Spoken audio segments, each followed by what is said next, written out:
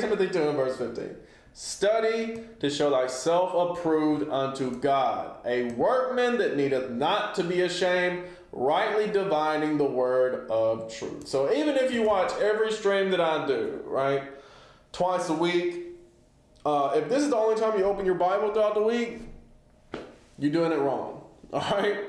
The scriptures say, night and day, meditating this, day and night, night and day. When you walk down, by the way, when you rise up, when you lay down, right?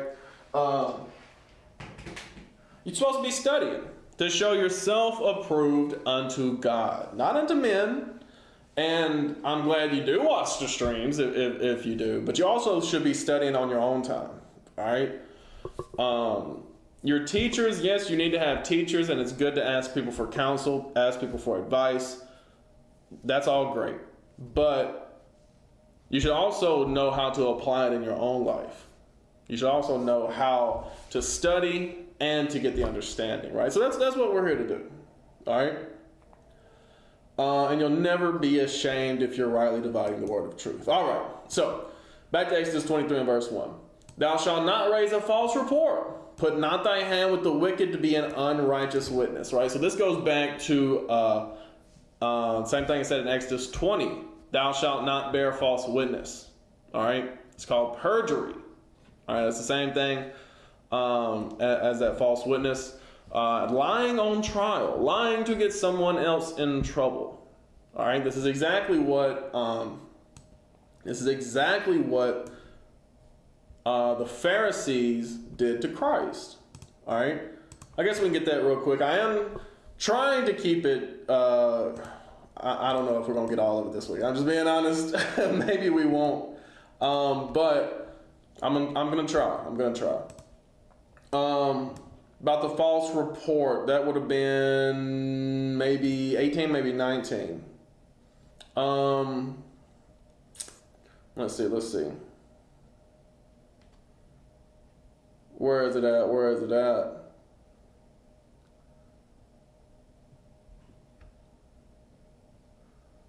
Y'all forgive me.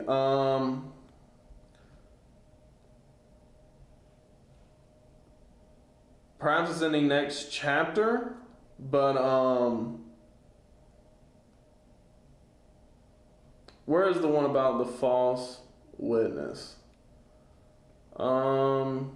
They brought false witnesses against him. Might be in chapter 19. No, this is they're already on with the crucifixion. Could have sworn something in John. I didn't go through this one specifically before the lesson, but this is what they did to Christ. All right.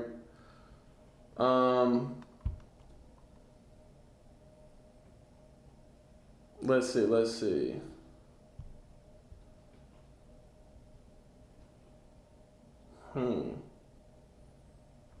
Y'all forgive me. I am just wasting time at this point. I am just about to move on. And maybe in Luke would be a better example of it.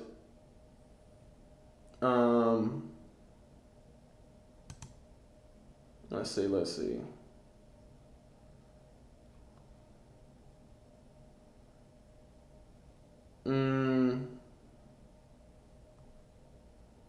They brought false witness. Hold on, y'all. That's on me. I should have prepared this one. All right.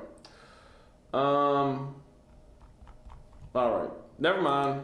It's on me. I didn't prepare it. Maybe I'll come back to it. But anyway, false witnesses. Don't bear false witness. It's unlawful and it's wrong to do. All right. So it says, thou shalt not follow a multitude to do evil, neither shalt thou speak in a cause to decline after many to wrest judgment. Neither shalt thou, I'm sorry, the first verse and me not finding the scripture on it has really thrown me off. Y'all forgive me. But this next one, thou shalt not follow a multitude to do evil. That is heavy, all right? Because more than likely, the popular thing is not the right thing to do, all right? And we're going to get into that. Y'all give me 1 second.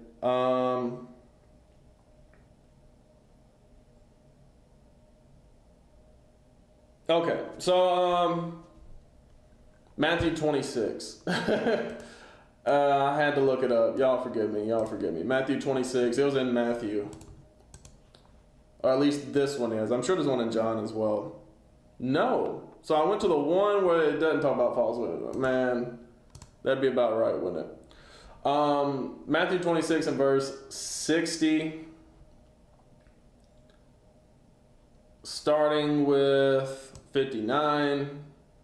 It says, now the chief priests and elders and all the council sought false witness against Jesus to put him to death. You see that right there? So they did exactly what the law said not to. All right? It said, don't raise a false report and put not thy hand with the wicked to be an unrighteous witness. They literally sought out false witnesses, just trying to find some people. All right? But found none. Though many false witnesses came, yet they found none. At the last came 2 false witnesses and said, this fellow said, I am able to destroy the temple of God and to build it in 3 days. Right? So that's why I thought it was in John, because he said that in John 2, perhaps? But anyway. On to the next verse. Thou shalt not follow a multitude to do evil. More than likely, the popular thing is not the right thing to do. All right? 1 John 2. And I go into this somewhat often on here, especially when I'm talking about like wicked holidays and things like that, the pagan customs of the Gentiles. All right. 1 John 2 and verse 15, love not the world, neither the things that are in the world. Right. So don't love the things that everybody else is loving. Don't do the things everybody else is doing. All right. Y'all forgive me. If any man love the world, the love of the Father is not in him. You see it right there. So if you love the world, you love doing what everybody else is doing, then you don't love God. All right, because God is going to separate you from what everyone else is doing. All right, that's in Leviticus 20, I believe it is, about being severed. I believe that's where it is. Leviticus 20 and 26, yeah. So it says, and ye shall be holy unto me, for I, the Lord, am holy, and have severed you from other people, that ye should be mine. All right, so the whole point of the law, the whole point of the word of God is that it separates you from everybody else. It separates you from all who are unholy. All right, so that you can be holy unto God. Holy means to be separate. Just like a severed arm, if that arm is severed, that means it's not connected to the rest of your body, right? And that's how the holy are supposed to be with the unholy. They're supposed to be severed. They're supposed to be separate. All right? For verse 16. For all that is in the world, the lust of the flesh and the lust of the eyes and the pride of life is not of the Father, but is of the world. You see that right there? So it's all vanity. It's all lust. It's all pride. That's all that is in the world, all right? That's all that the popular fads are. It's just about lust and pride. That's it. And the world pass away and the lust thereof. But he that doeth the will of God abideth forever. See, that's why God give us the law. Because he said, this is what gives you immortality. This is what gets you the kingdom of God. This is what gets you eternal life. All right? That's why he give it to us. Because he wants us to be like him. He is immortal. He is everlasting. He said, here's what you got to do to be like me. Can't raise false reports. And you can't follow a multitude to do evil. Just because it's the popular thing does not mean it's the right thing. All right? In Matthew 7, Christ said the same thing. All right? Matthew 7, and where is it at? 14, 13. All right? Enter ye in at the straight gate. What does he mean when he says the straight gate? What is the straight gate? Because it was not S-T-R-A-I-G-H-T, right? It's not talking about direction, straight direction. It says S-T-R-A-I-T, gate. That's a different kind of straight, all right? That's a strict gate. That's what that kind of straight means, all right? In 2 Ezra 7, I think it's 21. Yes. I'll start with verse 20. It says, "For there be many that perish in this life, because they despise the law of God that is set before them." Right? That be the world. They hate the laws of God. All right. Verse 21. "For God hath given straight commandment." So that's what Jesus is talking about when he says, entering at the straight gate. He's talking about these strict commandments. All right. "To such as came, what they should do to live, even as they came, and what they should observe to avoid punishment." Right? So that's what God gave us. He said, this is how you live, this is how you get life, and this is how you get punishment. All right? If you raise the false report, that's how you get punishment. If you follow the crowd and what's popular, that's how you get punishment. All right? So back to Matthew 7. "For wide is the gate, and broad is the way that leadeth to destruction, and many there be which go in thereat." You see that right there? So he said, look, the thing that everybody else is doing, you don't want to do that. That leads to destruction. That leads to death. All right? "Because straight is the gate," meaning strict is the gate, "and narrow is the way which lead unto life, and few there be that find it." All right? So again, not the multitude that does evil, but it's few. All right? Few there be that find it. And guess what? Guess what? Hey, they gonna think some type of way about you when you start doing something different. When you start going in a different direction. In 1 Peter 4, starting with 1, "For as much then as Christ has suffered for us in the flesh, arm yourselves likewise with the same mind. For he that hath suffered in the flesh hath ceased from sin." All right, so Christ literally suffered for us and died for us. But Peter says, look, if you suffer in your flesh, that's because you stop sinning. All right? So that can go one of two ways. Either they persecute you because you tell them to stop sinning and you have already stopped sinning, or you have stopped sinning and now it hurts because your body wants to sin still, right? You get caught in them habits, your mind is trapped between two different ways, right? So that's layered right there. All right, verse 2. "That he no longer should live the rest of his time in the flesh to the lust of men, but to the will of God." All right? So that's what it's about. It's about stop living according to your desires, according to the ways of the world, and start living according to the will of God. What is the will of God? All right. So it's the same thing that we read in 1 John, right? The will of God abides forever. So what is the will of God? In Psalms 40 and verse 8, it says, "I delight to do thy will, O my God, yea, thy law is within my heart." That's why I'm going through the law of Moses, to show y'all, okay, so what specifically is the will of God? So far this week it's been, hey, don't lie on people trying to get them in trouble, like what the Pharisees did to Christ. And the second thing we've read is, hey, don't follow the in crowd. Don't just do something because it's popular. All right? So that's the will of God. Jumping back to 1 Peter 4, right? Don't live according to the flesh, to the lust of men, but live to the will of God. Verse 3. "For the time past of our life may suffice us to have wrought the will of the Gentiles."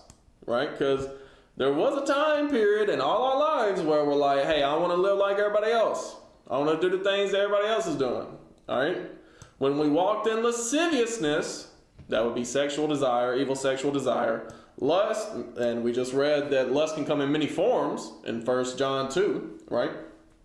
Excess of wine, drunkenness, revelings, that's going to parties, banquetings, that's like, banqueting is like a dinner, right? Going to a dinner with somebody. And abominable idolatries, that would be your Christmas, your Easter, your Halloween, your Thanksgiving, your Valentine's Day. That's the one coming up. That's Lupercalia. All right, that was a Roman fertility festival is what that was. But anyway, verse 4.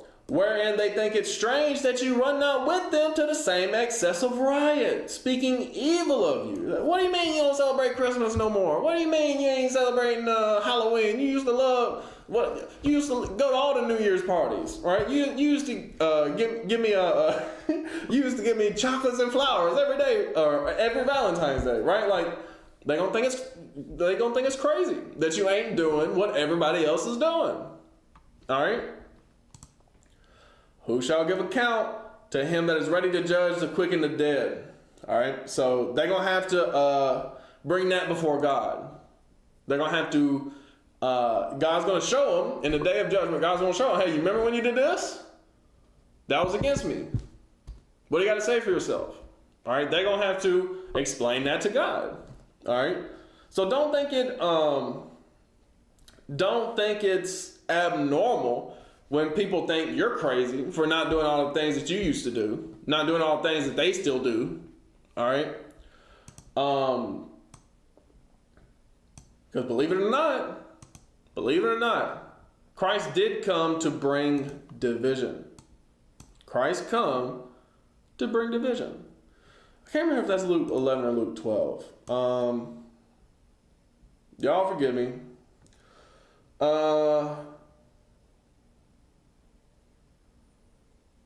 I know in Matthew, okay, here we go. I know in Matthew 10 it says, but a sword, but I specifically want the word division. All right. So Luke 12, starting with 49.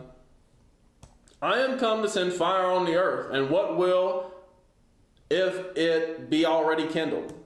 Right? So Christ come to reap what he did not sow. As in, we do all the work to build up the kingdom, to build up the people, to get them ready for the kingdom, and then Christ comes and, establishes his kingdom.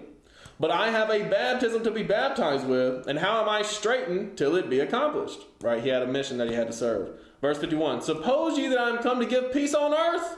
I tell you, nay, but rather division. You see it right there? So Christ said, look, I didn't come to bring peace on earth. That's that myth that y'all have, right?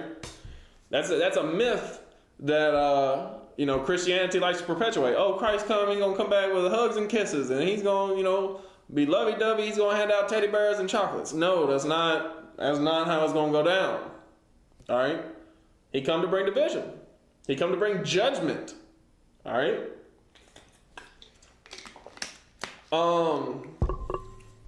Verse 52, for from henceforth there shall be 5 in one house divided, 3 against 2 and 2 against 3. You see that right there? So that's what Christ is supposed to do. He's supposed to split you from the unholy people, even though those may be people you love. Those may be your family members. He come to split you from them unholy people. He came to stop you from following a multitude to do evil. All right? The father shall be divided against the son, and the son against the father, and the mother against the daughter, and the daughter against the mother-in-law against her daughter-in-law, and the daughter-in-law against her mother-in-law. So that's what Christ came to do. All right? So back to Exodus 23. Thou shalt not follow a multitude to do evil, neither shalt thou speak in a cause to decline after many to wrest judgment. You see it right there. So don't just say the opposite of what everybody else is saying because you want to be special. All right, so it goes both ways. Say what is right. Doesn't matter if most people believe in it or not. All right. Verse 3. Neither shalt thou countenance a poor man in his cause. Right, and you may look at somebody's situation and automatically believe him because he's got it rough. Well, we all got it rough in different ways. Some have it rougher than others. It is what it is. All right, it's an imperfect world that we live in, but that doesn't mean you side with somebody just because they got a messed up situation. But if they doing something wrong, hey, you tell them, hey, that's wrong. You got to find another way around it. All right. Verse 4. If thou meet thine enemy's ox or his ass going astray, thou shalt surely bring it back to him again. Right. So this enemy isn't talking about like the heathen enemy or like an enemy you go out to war with against. This is talking about the enemy of your people. Right. And Deuteronomy will say the same thing, but in a different way. Deuteronomy 22. I think it is. I may be wrong about that. Let's see. Deuteronomy 22. Yeah, so verse 1, it says it straight up. Thou shalt not see thy brother's ox or his sheep go astray, and hide thyself from them. Thou shalt in any case bring them again to thy brother. All right, so that's what it's talking about. All right, so verse 5, if thou see the ass of him that hateth thee, that's what when it says enemy, it's talking about them, him that hates you, even though y'all are the same people. Lying under his burden and would forbear to help him, thou shalt surely help with him. You see that right there? Because you don't like him, you say, well, I'm not going to help him. Moses said, no, don't be like that. All right, put the petty stuff to the side and just help him out when he need it. And if thy brother be not nigh unto thee, and this is back in Deuteronomy 22, by the way, verse 2. And if thy brother be not nigh unto thee, or if thou know him not, then thou shalt bring it unto thine house, and it shall be with thee until thy brother seek after it, and thou shalt restore it to him again. In like manner shalt thou do with his ass, and so shalt thou do with his raiment, and with all lost things of thy brothers which he had lost, and thou hast found, thou shalt do likewise. Thou mayest not hide thyself. Thou shalt not see thy brother's ass or his ox fall down by the way, and hide thyself from them. Thou shalt surely help him to lift them up again. You see that right there? Just because you don't like somebody, that doesn't mean you shouldn't help them. All right? That's what this is going into. This ain't talking about like, the heathen is specifically talking about Israelites here. Because most of the Bible is talking about Israelites. But let's see. 1 Kings 21, just to show you Israelites and those of the same people can be enemies. 1 Kings 21, I think, in verse 20. Yeah. And Ahab said to Elijah, Ahab was the king of the northern kingdom of Israel, either Ephraim or Manasseh, either way. His dad established Samaria, so that would make me think Ephraim, but it could be Manasseh. And Elijah is either a Gadite or a Naphthalite, depending on who you talk to. But it says, Ahab said to Elijah, these are two different northern kingdom Israelites. All right, hast thou found me, O mine enemy? And he answered, I have found thee, because thou hast sold thyself to work evil in the sight of the Lord. Right. So Ahab and Elijah were enemies because Ahab was wicked and Elijah was a prophet of the Lord. He was always rebuking him. All right. He said, look, I come to rebuke you again. All right. But they were enemies, as I said here. But still, Elijah was always trying to help him because he was always trying to correct him, rebuke him, bring him back to the Lord. All right. So that's all I was talking about. Help the people that you have disagreements with. That's all that's going into. Verse 6. Thou shalt not rest the judgment of thy poor in his cause. Right? So don't prefer the rich to the poor. All right? That's all that's going in there. And James 2 tell you all about that. About not respecting persons, not respecting the persons of the rich. All right? That's Hebrews. I ain't talking about Hebrews. I'm talking about James. James 2. And starting with 1, it says, my brethren, have not the faith of our Lord Jesus Christ, the Lord of glory, with respect of persons. Right? Don't have that respect of persons spirit. For if there come unto your assembly a man with a gold ring and goodly apparel, and there come in also a poor man in vile raiment, and ye have respect to him that weareth the gay clothing, and say unto him, sit thou here in a good place, and say to the poor, stand thou there, or sit here under my footstool, are ye not then partial in yourselves, and are become judges of evil thoughts? You see it right there. So he said, that's evil. To prefer the rich to the poor, hey, that's evil. That is evil. All right? Hearken, my beloved brethren, hath not God chosen the poor of this world, rich in faith, and heirs of the kingdom which he hath promised to them that love him? You see that right there? So he said, look, God looks upon the poor. God looks upon the poor and has respect unto them. All right? So, he said they rich in faith. They are rich in faith. But you have all these people in music now talking about, they ain't talking money, don't talk to me, and all this kind of stuff. All right? That's evil. That is evil. Preferring the rich to the poor, that's evil. All right? But ye have despised the poor. Do not rich men oppress you and draw you before the judgment seats? You see that right there? He said, ain't it the rich that's been oppressing us? But yet y'all preferring the rich to the poor. All right? Do not they blaspheme that worthy name by which you were called? He said, look, they don't give a damn about God. The rich don't care nothing about God. Y'all sitting here talking about vain, talking money, don't talk to me. You ain't talking money, I ain't trying to hear it and whatnot. That's evil. Preferring the rich to the poor, that's evil. All right? So I'm just going to read through verse 9. If ye fulfill the royal law according to the scripture, thou shalt love thy neighbor as thyself, ye do well. He said, look, love your neighbor as yourself. That applies to the rich and the poor. All right? But if you have respect to persons, you commit sin and are convinced of the law as transgressors. She said right there. So if you have respect to persons, that's a sin. And we read that here in Exodus 23. All right? Thou shalt not rest the judgment of thy poor in his cause. Verse 7. Keep thee far from a false matter, and the innocent and righteous slay thou not, for I will not justify the wicked. He said right there. So God said, look, I will not justify the wicked. There's a couple proverbs about that I do want to read. Because yes, God made the wicked, and he made them to be wicked, believe it or not. But God will not justify the wicked. All right, Proverbs 16. I'll start with verse 3. Commit thy works unto the Lord, and thy thoughts shall be established. Right, give you true peace of mind. The Lord hath made all things for himself, yea, even the wicked for the day of evil. So yes, God made the wicked, but he made them to destroy them. All right, the day of evil is talking about judgment day. Verse 5, everyone that is proud in heart is an abomination to the Lord. Though hand join in hand, he shall not be unpunished. You see that right there. So I wanted specifically, not necessarily talking about the proud in heart, even though that is wicked, right? But I wanted the part where it says, though hand join in hand, he shall not be unpunished. I wanted that specifically because of what it says in Proverbs 11. I think verse 31. Am I tripping? Yes, I am tripping. Where is the though hand join in hand? Here we go. Proverbs 11 and 21, excuse me. Though hand join in hand, the wicked shall not be unpunished, but the seed of the righteous shall be delivered. You see that right there? So, the seed of the righteous will be delivered. God said he will not justify the wicked. They will be punished, right? They will not go unpunished. All right. And thou shalt take no gift, for the gift blinded the wise and perverted the words of the righteous. All right. So what it's talking about gift is talking about bribes.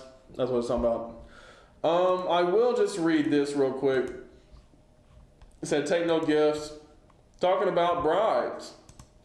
Talking about bribes. All right. In Ecclesiastes 7 and 7.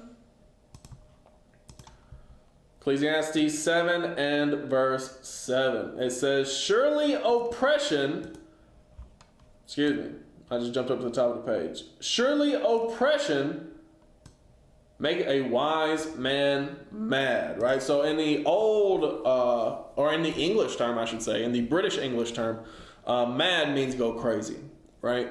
Here in America, mad means to get angry. Right? And those are the same word as far as mad means both of those things because at a point they converge, right? You can get so angry where you go crazy, right? So, surely oppression make a wise man mad, and a gift destroyeth the heart. Bribes destroy your mind. Why? Because it perverts your judgment, all right? So, saying thou shalt take no gift, right? It's not saying that, you know, your friends or your family can't buy you a present. That's not what it's talking about. It's talking about don't take bribes. If you know you got to give judgment to somebody, don't accept what they give you in order to pervert the judgment, right? Because it says, for the gift blinded the wise and perverted the words of the righteous, right? So that's the whole point is don't pervert your judgment by taking bribes, all right? Verse 9. Like Clarence Thomas. That's literally describes Clarence Thomas. He just come to mind. He's on the Supreme Court. He's a judge. Yet the rich have given him many gifts, vacations and RVs and like all sorts of different things to make him, you know, closer to them and choose the things that they want him to choose, right? As far as judgments. Verse 9. Also, thou shalt not oppress a stranger. For ye know the heart of a stranger, seeing you were strangers in the land of Egypt, right? And didn't the last chapter say something about a stranger as well? Don't oppress a stranger. Yeah, so it literally twice here in these 2 chapters, it said, don't vex a stranger nor oppress him, right? Because that's always how the Israelites have been, right? That's always what the law said, all right? Don't oppress strangers. Don't go hard on a stranger for no reason, right? And I will say a stranger is different than a bond servant. We talked about the difference in Hebrew servants and slaves, right, in weeks past. But a stranger is like someone who's like sojourning. All right, well, I'll get that in Leviticus 19. We'll probably actually get Leviticus 19, the whole chapter, next week, I'll say, because Leviticus 19 is, one of my favorite personal favorite chapters in the whole Bible. But it pretty much is one of those chapters that encapsulates like the whole law. Where's the one about the stranger in this chapter? Yes. So I'll jump down to Leviticus 19, verse 33. And if a stranger sojourn within your land, you shall not vex him. You see it right there? So vex means to annoy or oppress, right? To be heavy on him for no reason, right? But I specifically wanted sojourn with thee, right? That's a stranger. Somebody just passing through, somebody who's just maybe down on their luck, and that's why they came into this land. Maybe they were expelled from whatever land they're from, unjustly or justly. But now they need a new place to stay. All right, they feel bad about, maybe they made some wrong decisions in the past and they are just passing through. We're not supposed to vex them. We're not supposed to oppress them. All right, I specifically wanted the word sojourn, and it doesn't say that in Exodus 23, but that's what a stranger is. That's like literally the definition of stranger. Now, sometimes when you read the Bible, that's talking about Israelites. Like I just read it in number 16, I believe it's verse 40. Where in that context, the word stranger means anyone who's not of the priestly lineage of Aaron, right? But it's still talking about, you could even be an Israelite Levite and still be a stranger in that context, right? But in this context, it's talking about people sojourning, who's not from your land. Maybe you are a, let's say, Zebulonite, and you have this Reubenite come up for some reason. He got kicked out of his home, and now he's sojourning with you. Hey, don't vex him or oppress him. Or maybe this is a doggone Ammonite who's moving through. Don't vex him or oppress him. It's just a sojourner. All right? But the stranger that dwelleth with you shall be unto you as one born among you. And thou shalt love him as thyself, for you were strangers in the land of Egypt. I am the Lord your God. Right? So this little signification here, as far as you were strangers in the land of Egypt. Right? It says the same thing here in Exodus 23. Seeing you were strangers in the land of Egypt. Right? We were not the same people as the Egyptians. The Israelites and the Egyptians are not the same people. So that's telling you here when he's talking about a stranger and sojourner that you're not supposed to vex or oppress. It doesn't matter if they're your people or not. All right. Now I have to say that because in the Israelite community, every time you see something that may talk about the other nations, they got to try to justify why. Oh, God would never say that about them because they hate other people. Right. So I got to specifically say about now in Christianity it goes the complete opposite direction. They forget about the Israelites entirely. So I gotta try to mend what's broken on each side. I hope y'all understand that. That's why I throw these things in. You may be like, well, why is he saying that? Well, it's because I gotta make up for what the other may lack, just so y'all understand. And let's get out of Leviticus 19. There's another one in 1 Kings 8 that's really good, talking about how it was when we had the kingdom during the days of Solomon. Latter days of David, early days of Solomon, and how it's going to be when we get the kingdom back. All right. 1 Kings 8 and what is it, 21? No, it wouldn't be 21. 30 something, 41, excuse me, 41. All right. So this is very specific, just so everybody can get a clear understanding of this. 1 Kings 8, starting with verse 41. Moreover, concerning a stranger that is not of thy people Israel, right? So this is a prayer that Solomon is making, all right, when the temple was dedicated. Moreover, concerning a stranger, that is not of thy people Israel, but cometh out of a far country for thy name's sake, right? So this stranger heard about the Most High God, all the wonderful things he did for his people, all right? And he come from his land over to Jerusalem. For they shall hear of thy great name, and of thy strong hand, and of thy stretched out arm. When he shall come and pray towards his house, hear thou in heaven thy dwelling place, and do according to all that the stranger calleth to thee for, that all people of the earth may know thy name, to fear thee, as do thy people Israel, and that they may know that this house which I have builded is called by thy name. Right? So unfortunately we don't have the temple anymore, but the sentiment in the kingdom will be the same. As far as once God delivers his people from all around the world and takes us back to the land, back to the promised land, establishes New Jerusalem, it's going to be the same thing. People are going to hear of the fame of the Lord. People are going to hear of the great and mighty name of the Most High God of Abraham, Isaac, and Jacob, and they're going to come from all over to serve the Lord. All right? In Isaiah 2, it literally says this. The word that Isaiah, the son of Amos, saw concerning Judah and Jerusalem. And it shall come to pass in the last days that the mountain of the Lord's house shall be established in the top of the mountains, and shall be exalted above the hills, and all nations shall flow into it. You see that right there? So it's going to happen after all this is destroyed, because all this wicked world that we live in now has got to be destroyed. As we read in 1 John 2, it pass away. All right? That when Christ's government that he establishes is higher than all the others, that's what it's talking about when it says hills, all nations shall flow into it. Everybody's going to come and say, and it says it right here, and many people shall go and say, come ye, and let us go up to the mountain of the Lord, to the house of the God of Jacob, and he will teach us of his ways, and we will walk in his paths. For out of Zion shall go forth the law and the word of the Lord from Jerusalem. You see that right there? So God's going to establish New Jerusalem, and he's going to judge the earth from there. He's going to have the law from there. A lot of people's going to come willingly to serve the Lord because they see, oh, Jerusalem's now the global superpower? Awesome. We're going to go serve that God, the only true God that there's ever been. All right? They're going to say, great, let's go serve him. Others, they're not going to be so willing to serve the Lord. Guess what? They're going to have to serve him too, or they're going to perish. You read about that in Isaiah 60. But anyway, verse 4. And he shall judge among the nations and shall rebuke many people. You see that right there? So that's the ones who don't want to serve. All right? Rebuke can come in two ways. So I'll go ahead and explain that. You can rebuke with words, but you can also rebuke with actions. That's how the Lord going to judge people. All right? He ain't going to judge people with, hey, I tried to tell you, why ain't y'all doing what I say? No, he's going to perish. Or rather, they going to perish.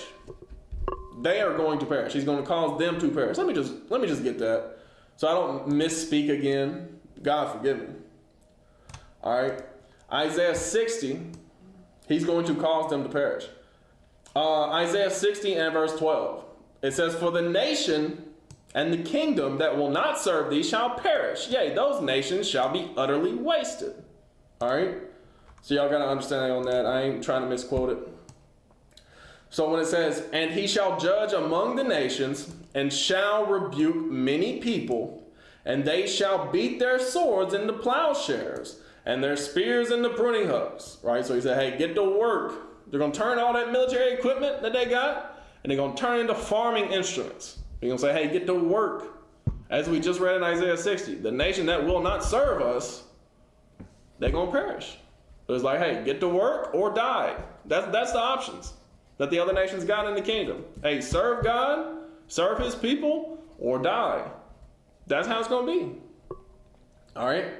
And their spears into pruning hooks. Nation shall not lift up sword against nation, neither shall they learn war anymore. And that's going to be the only peace on earth that there ever will be. Until then, it's just conflict and fighting and wars like what you see going on right now. The only peace on earth that it will ever be is when Christ comes and judges the world.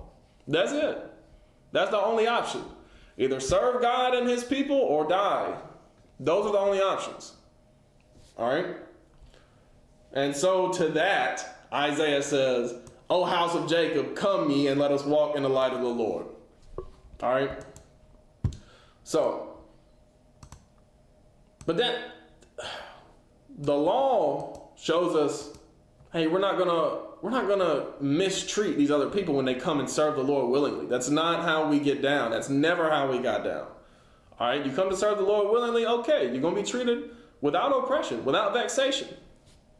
All right. Okay, verse 10. And 6 years thou shalt sow thy land, and shalt gather in the fruits thereof. But the 7th year thou shalt let it rest and lie still, that the poor of thy people may eat, and what they leave, the beasts of the field shall eat.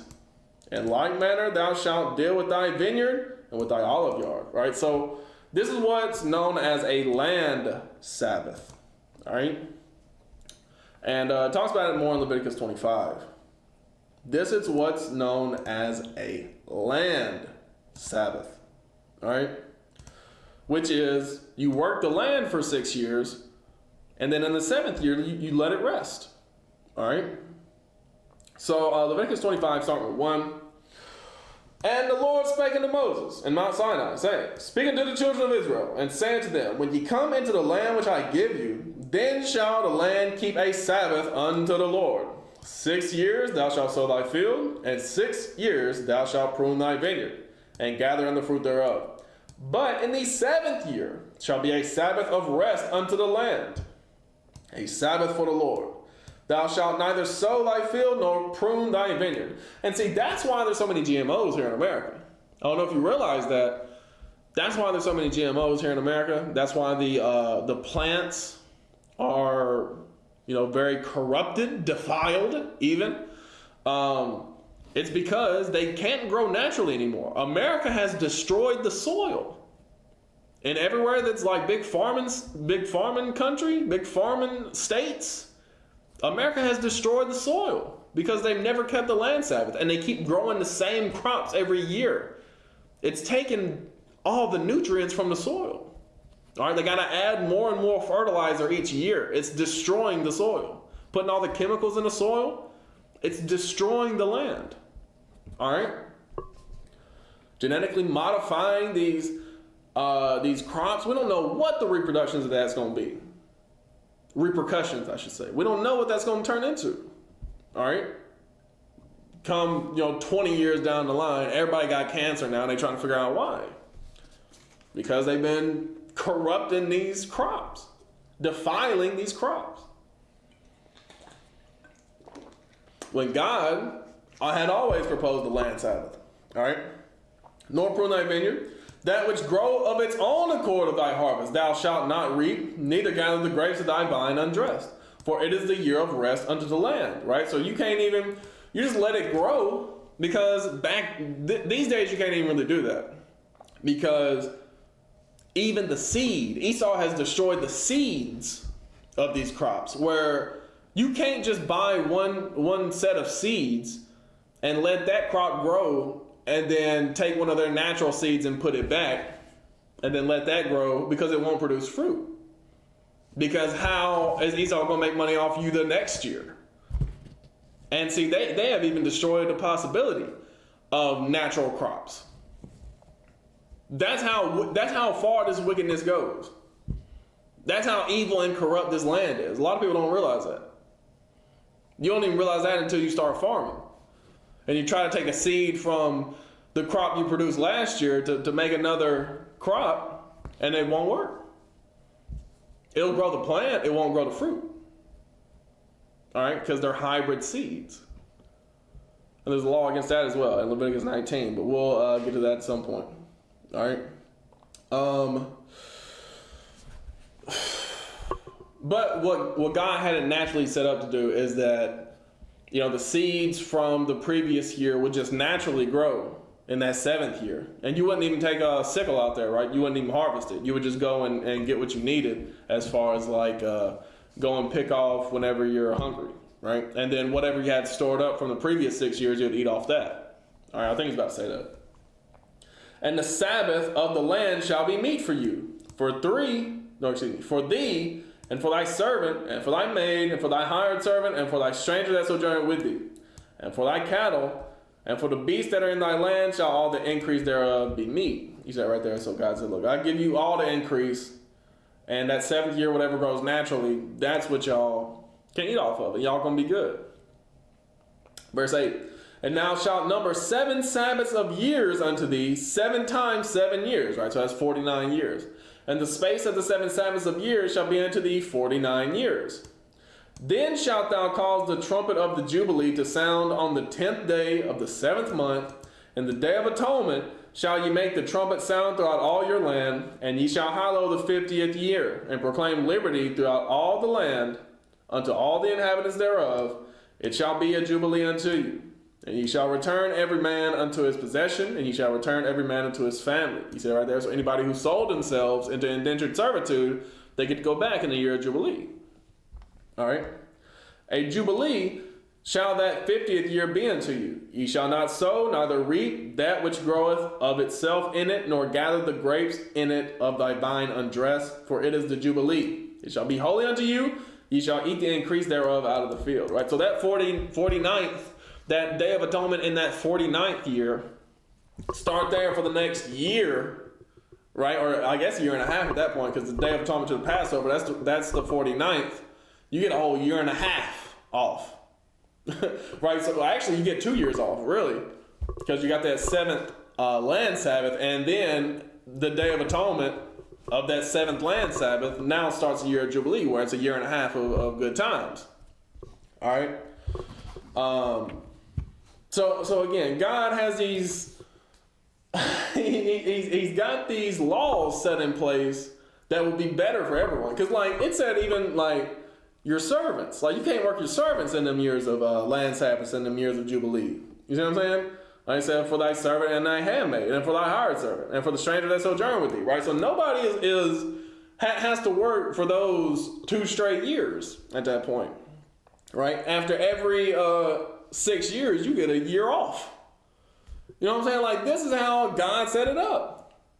Whereas over here, in this devil's land, he'll have you working every day, back-breaking work, every day for all your life, right? And in the early 1900s, people had to fight for weekends off, fight for holidays off, and they was dying for that. You know what I'm saying? That's how the devil worked.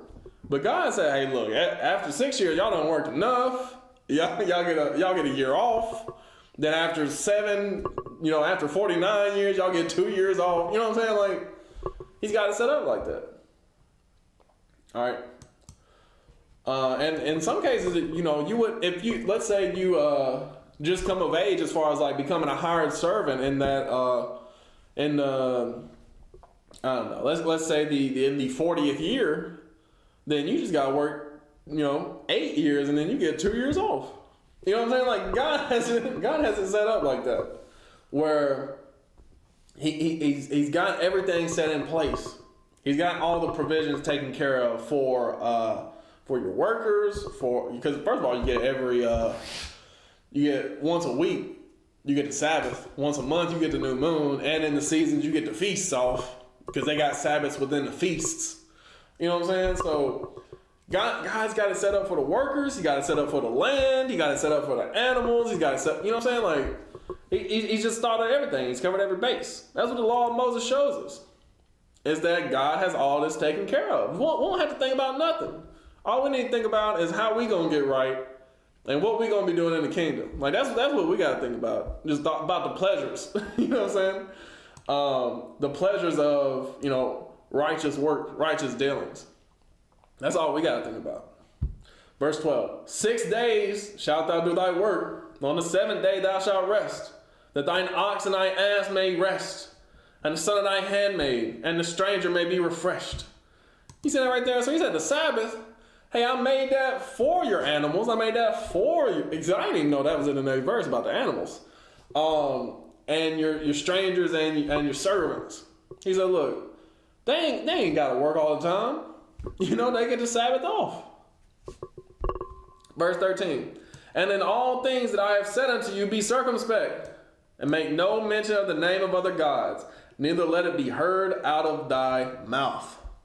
All right, so when he said don't make mention of the names of other gods, he's not saying, oh, you accidentally said Baal and now you're going to hell. Like that's not what he's talking about. Because the Bible makes mention of other gods, right? Because it says don't worship Baal, don't worship Don't worship Ashtaroth. You know what I'm saying? In Judges, specifically in Judges 2, I think it is, it mentions the names of other gods in the scriptures. Even in the law, it does as well. Because it mentions Molech in the law. Judges 2, where is it at? Yeah, so starting with verse 11 in Judges 2, it says, "And the children of Israel did evil in the sight of the Lord and served Baalim, and they forsook the Lord God of their fathers, which brought them out of the land of Egypt, and followed other gods of the gods of the people that were round about them, and bowed themselves unto them, and provoked the Lord to anger. And they forsook the Lord and served Baalim, and served Baal and Ashtaroth." Right, so does that mean the writer of Judges, right, the scribes of Israel, that they can't get the kingdom now because they said the name of other gods? No, that's not what it's talking about. In the law, when it says don't make mention of other gods, right? In the law, it mentions other gods. Here in Leviticus 18, where it says, 21, and it says, "Thou shalt not let any of thy seed pass through the fire to Molech. Neither shalt thou profane the name of the Lord." Neither shalt thou profane the name of thy God. I am the Lord. Right. So, does Moses not get the kingdom now because he said Molech? No, God forbid. God forbid. In Exodus 23, when it says, "Make no mention of the name of other gods, neither let it be heard out of thy mouth." I just read this earlier. I already read this before in the past, but I'm talking about this in my lesson earlier today. In Joshua 23, and where is it at?